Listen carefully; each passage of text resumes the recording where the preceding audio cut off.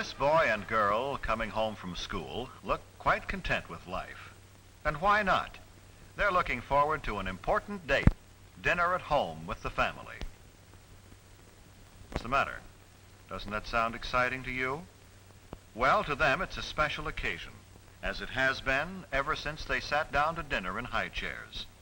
Why should they feel that way about something you take so completely for granted? Well, let's see if we can find out. First of all, daughter has changed from school clothes to something more festive. Dressing a little makes her feel, and consequently look, more charming. Even the table takes on a special air. Mother, too, changes from her daytime clothes. The women of this family seem to feel that they owe it to the men of the family to look relaxed, rested, and attractive at dinner time.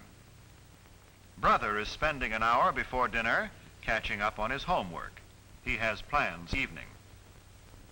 Perhaps that explains the telephone call. But he won't spend a lot of time on the phone either. When there are several members of the family to be considered, it is not a good idea for one member to monopolize the phone. And it is never good to allow telephone conversations to interfere with studies. Is it that late? Dad'll be here any minute. Better tell Mother she's needed in the kitchen. Brother notices the time and realizes that he must put things in order and clean himself up in time for dinner. Hello there. Junior is always in a hurry, particularly for dinner. But first there's a cleanup job to do on this young man. Brother takes it upon himself to help share Junior's responsibility for keeping their room in good order and keeping Junior in good order too. Punctuality is stressed in this household. By that I mean hair is combed and faces and hands scrubbed before the boys come to the table so they won't delay the meal.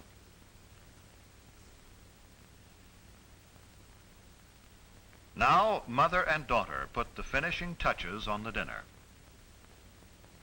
Father, too, looks forward to this date with the family. He has had a hard day at the office, and in his briefcase are some contracts which must be looked over tonight. But in the meantime, he will relax at dinner with those he loves. These boys greet their dad as though they are genuinely glad to see him, as though they had really missed being away from him during the day and are anxious to talk to him. This is the time for pleasant discussion in a thoroughly relaxed mood. They don't pick this time of the day to spring unpleasant surprises on Dad. If they have disagreeable news, they'll postpone the discussion until another time. And this is no time to dun Father for a raise in your allowance, new clothes, or argue about other financial matters. Ah, dinner time. Yes, Mother, Junior remembered to clean up.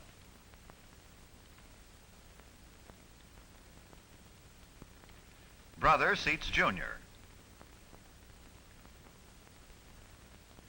Then helps Mother to her chair as he would his best girl.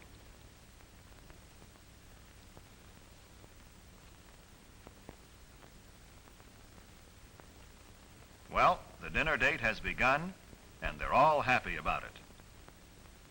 Many families throughout the country observe the custom of saying grace at mealtime. It is always treated with reverence and respect.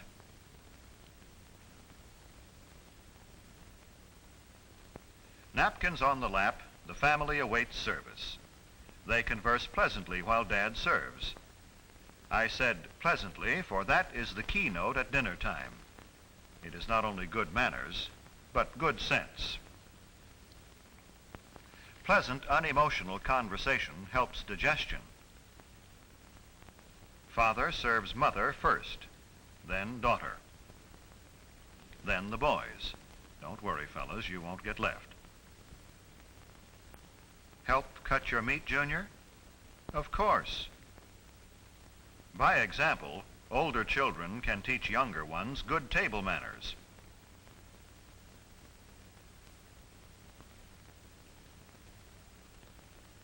No one starts eating until Father has served himself. Always wait for the hostess, in this case Mother, to begin eating before you start.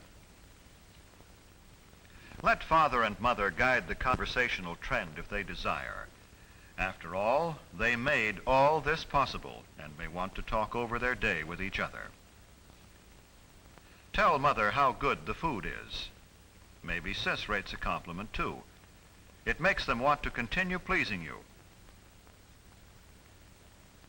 Well, all this is good general advice, but there are some specific don'ts. Maybe the family will demonstrate for us. Don't monopolize the conversation and go on and on without stopping. Nothing destroys the charm of a meal more quickly. To say that the rest of the group is bored would be a gross understatement. Don't discuss unpleasant topics such as gruesome sights or sounds or unpleasant occurrences. This is a time of pleasure, of charm and relaxation, remember? Don't make unkind comparisons about your standard of living. The dinner table is no place for discontent. It makes Dad and Mother uncomfortable and unhappy. Don't insult your brother or sister with offensive remarks about friends.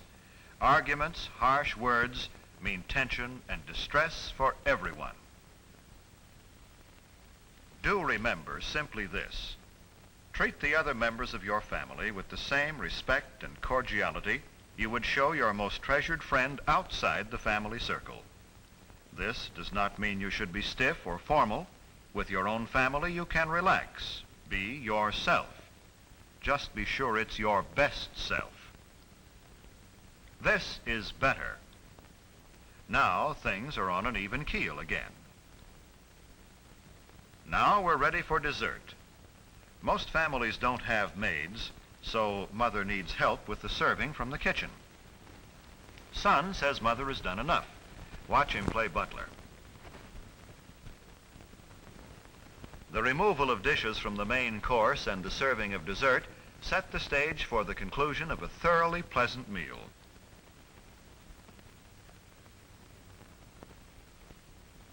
Do you begin to see now how a date with your family can be a truly special occasion?